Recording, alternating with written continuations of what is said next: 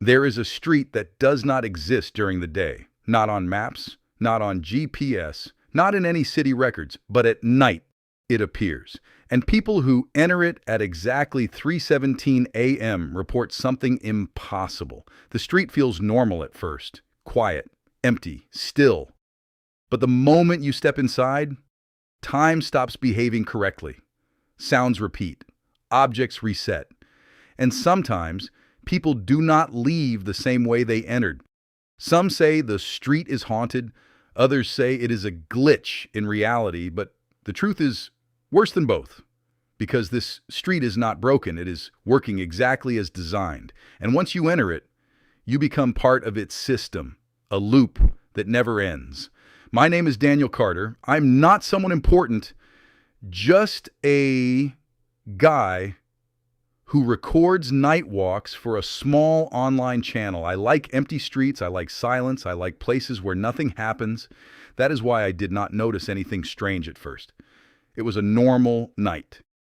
Or at least, I thought it was. I was walking back home after finishing a recording session. My camera battery was almost dead. The city was quiet, too quiet. I took a shortcut, a narrow path between two old buildings. And that is when I saw it. A street I had never seen before. It was strange, because I had lived in this city for years, and yet this street felt like it had always been hidden from me. The lights above were flickering slowly. The ground was wet, even though it was not raining, and the air felt heavier, like breathing inside a closed room. I checked my phone. No signal, no location name, nothing, just blank space on the map. Still, I started recording. At first, everything seemed normal. A cat crossed the street slowly. A distant car passed behind me. Wind moved through empty plastic bags. But then I noticed something strange. The same car passed again. Exactly the same. Same speed, same sound, same direction. I stopped walking. I rewound the footage. It was not a mistake. It was the exact same moment duplicated. I laughed nervously. I told myself it was a glitch. But then the lights above me flickered once. And the street changed. Not visually, but structurally. Like the world had been reset for one frame. And I felt it. Something was watching me. I came back the next night. I should not have.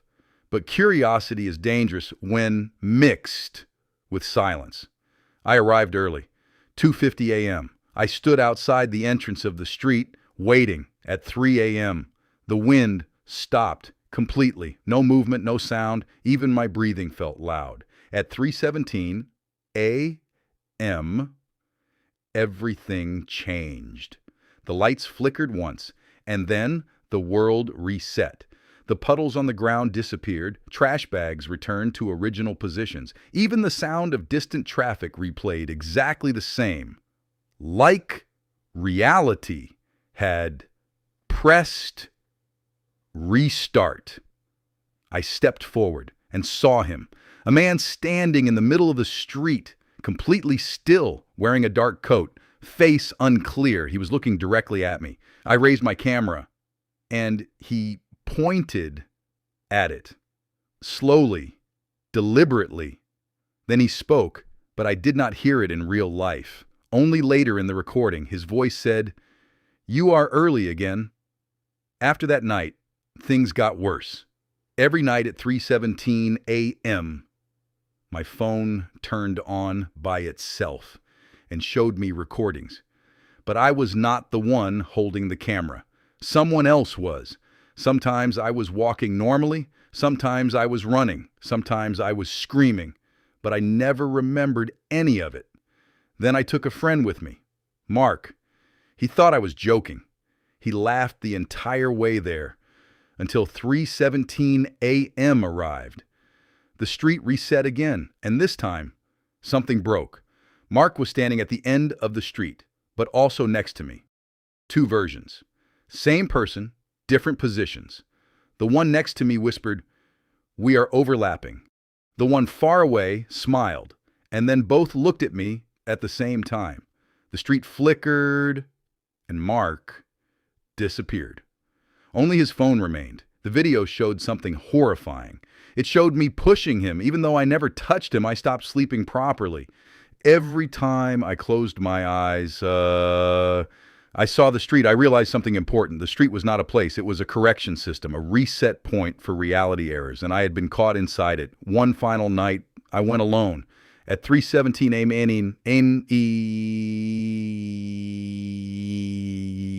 a.m., I walked in.